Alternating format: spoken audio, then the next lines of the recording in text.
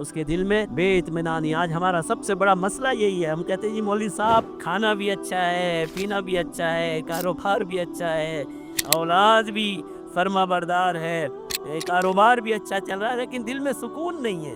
بھائی چلو جی میری طرح کا آدمی ہو، اللہ معاف فرمائے، آپ کی طرح کا ہو تو وہ تو ٹھیک ہے۔ ایک نوجوان جس کی عمر ابھی 16 17 18 سال، اس کے دل میں بھی سکون نہیں ہے۔ بھائی اب تو وہ طالب علم ہے، ابھی تو وہ کالج جاتا ہے، ابھی تو یونیورسٹی جاتا ہے، ابھی تو اس کے اوپر ذمہ داریوں کا بوجھ بھی نہیں آیا، وہ بے سکون اور بے اطمینان کیوں ہو گیا؟ اس لیے کہ اس نے اپنے دل میں اپنے ساتھیوں کی برائی سوچی ہے، اس کے دل میں اپنے ساتھیوں کے لیے برائی ہے، اس کے دل میں اپنے ساتھیوں کے بارے میں منفی سوچ ہے۔ یہ منفی سوچ جہاں آ جاتی ہے، علماء فرماتے ہیں پھر وحشت پیدا ہو جاتی ہے، پھر دل اطمینان نہیں محسوس کرتا، پھر بے سکونی رہتی ہے، بے اطمینانی رکھتی ہے، دل کا جائزہ لیتا ہے، اندر سے وہ خالی لگتا ہے۔ وَيَقْطَعُ عَنِ الْإِخْلَاصِ، اور سوء ظن ایسی چیز ہے جو انسان کو اخلاص سے دور کر دیتی ہے۔